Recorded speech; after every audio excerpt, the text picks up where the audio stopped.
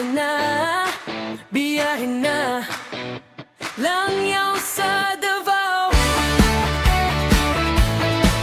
Rock and roll. Sa timog ng bansa may paraisong tunay, mga tanawin na hindi mo malilimutan kailanman. Bundok, dagat at lunti ang paligid, sa Davao makikita mo ang saya at pag-ibig. Mula umaga hanggang dapit hapon, may bagong kwento sa bawat destinasyon. Kasama ang barkada o buong pamilya, mas masaya kapag Davao ang kasama.